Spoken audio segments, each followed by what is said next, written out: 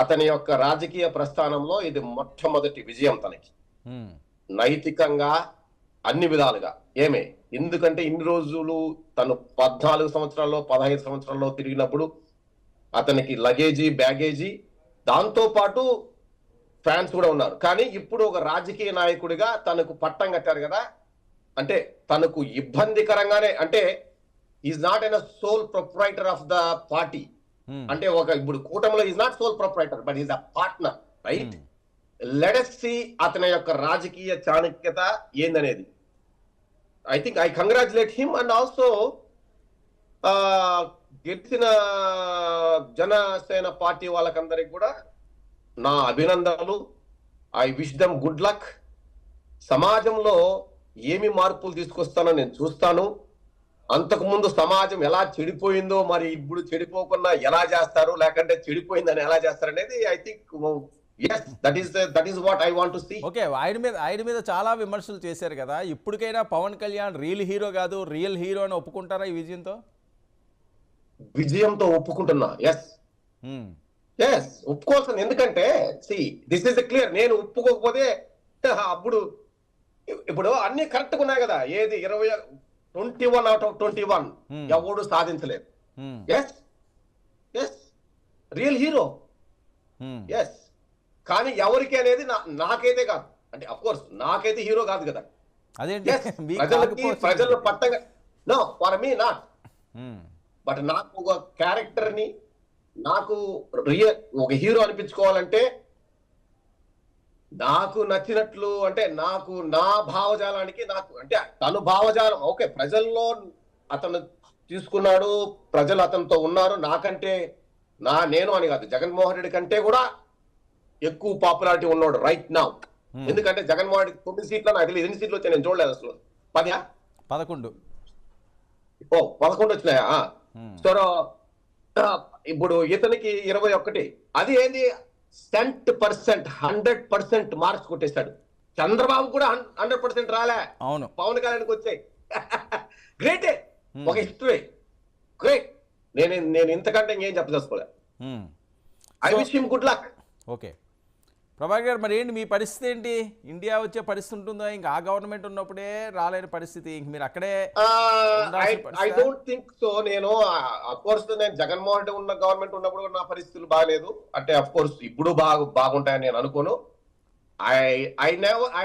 I have no intention to come to India. నాకేం పెద్ద నాకేం కనెక్షన్స్ ఏం లేవు, other than few friends and నా ఫ్యామిలీ, మా నాన్న అమ్మ నాన్నలు ఇప్పుడు చనిపోయారు. నాకేం పెద్ద కనెక్షన్స్ లేవు. Yes I'm connected with people. నా చేతనంత సాయం చేస్తూనే ఉన్నాను. ఎస్ నేను ప్రజలకి నా చారిటీ విషయాలు చాలా మందికి తెలియదు.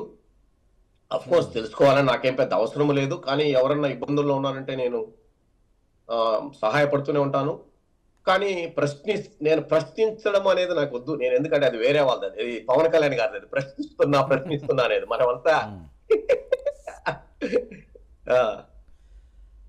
మనం ఇదే మన పంతా మంది నడుస్తూ ఉంటది భయ్యా.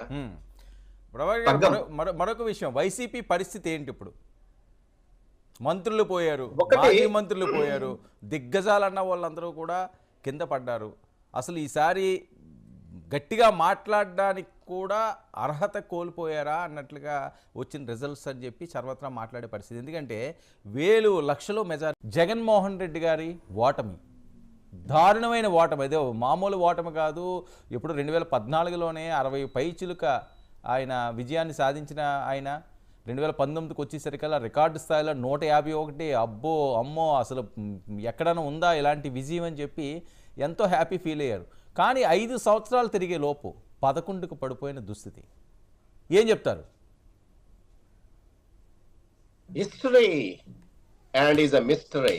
yes ఓటమి అనేది కూడా హిస్టరీనే, గెలుపు అనేది హిస్టరీనే. కానీ ఒకటి గుర్తుపెట్టుకోండి, 2019లో జగన్మోహన్ రెడ్డి గెలిచినప్పుడు వేరే ప్రతిపక్షం వాళ్ళు అది మిస్టరీ అన్నారు. మొట్టమొదట బయటకు వచ్చి ఈవీఎంల గురించి మాట్లాడారు, గుర్తుందా? అది అప్పటికి వాళ్ళకి మిస్టరీనే. కానీ జగన్మోహన్ హిస్టరీ. ఈ రోజు ఇది హిస్టరీ ఫర్ ద కూటమి. గెలుపుకి ఎస్, అసలు ప్రపంచ అంటే దేశ చరిత్రలో ఇది ఒక హిస్టరీ వాళ్ళకి, ఎవరైతే ఉన్నారో వాళ్ళకి. కానీ మిస్టరీ అని కొంతమంది అంటున్నారు, ప్రజలు అనుకుంటున్నారు. కానీ నేను మాత్రం మిస్టరీ అన్ను. ఎందుకంటే నేను చదువుకున్నాను, నాకు ఈవీఎంలు ట్యాంపరింగ్ జరిగాయంటే నేను అది నాకు, of course I'm not an expert in it, but I'm an expert to పునరాలోచన, ఇంట్రాస్పెక్షన్ చేసుకోవడానికి నాకు తెలుసు ఏం చేయాలనేది. సో వీ యాక్సెప్ట్ డిఫీట్ అనేది ఎప్పుడైనా నువ్వు విజయాన్ని ఎంత ఈజీగా తీసుకుంటావో మనసులోకి, ఎస్ ఓటమిని కూడా అలానే తీసుకోగలగాలి. సో జగన్మోహన్ రెడ్డి ఈరోజు తన ఓటమిని హుందాగా తీసుకున్నాడు. కానీ తనలోని బాధను చూస్తే నాకు బాధ అనిపించింది. అంటే ఈరోజు మనం రాజకీయాలలో, yes I made many comments and lot of words, I used it, I still take the responsibility for that, I never go back. But నేను జగన్మోహన్ రెడ్డిని ఈ రోజు కూడా ఓడిపోయినా కానీ తనలో ఉన్న వ్యక్తిత్వాన్ని, తన మార్క్, రాజకీయాలలో తను చేసిన మార్క్, మేనిఫెస్టో అంటే బైబిల్ భగవద్గీతగా పెట్టిన జగన్మోహన్ రెడ్డి, మాట ఇస్తే తప్పనని చేసే వ్యక్తి, అదే నాకు గుర్తుంటది. అతని పరిపాలనా పద్ధతి ఏమి ఎక్కడ కానీ ఎవరికి అసౌకర్యం లేకుండా కలిగించాడనేది, అఫ్ కోర్స్ చేశాడు. తను ఎవరైతే నిందించారో, తనను ఎవరైతే వేటాడారో వాళ్ళని సమాధానం చెప్పడానికి తను చేశాడు. కానీ ఆంధ్రప్రదేశ్కి ఎప్పుడు కానీ ఏ అన్యాయము జరగలేదు. కానీ అదే అతని బాధ, నేనెందుకు ఓడానా అని. చంద్రబాబు లాగా కాకపోయినా ఐ థింక్ ఇన్ని చేసి నేను ఎందుకు ఓడిపోయానని తన కళ్ళల్లో ఉన్న బాధను నేను చూశాను. So then it is a mystery. Then let him post mortem or introspect himself what it is. మీరే చెప్పారు బాగా చదువుకున్న వ్యక్తి, ఉన్నత విద్యను అభ్యసించిన వ్యక్తి. మిస్టరీలు ఏముంటాయండి? ఎవరు చేస్తారు మిస్టరీ? 151 వచ్చినప్పుడు మిస్టరీ అంటే అది కాదు కదా. ఎందుకు జరిగింది పొరపాటు అన్నది మనం. నేను అనడం లేదు, జనాలు అంటున్నారు, నేను అనడం లేదు. I'm not telling about mystery, I'm telling about history both ways. ఓటమి గెలుపు, గెలుపు ఓటమి రెండు హిస్టరీనే. అది that is I accept it. Okay. కానీ మిస్టరీ అనేది నేను అనడం లేదు. నేను చదువుకున్నాను చెప్పిన, అందుకనే నేను దాని వైపే పోవడం లేదు. మరి 2019 లో చదువుకున్న వాళ్ళందరూ అదే మాట అన్నారు కదా. అవును, అదే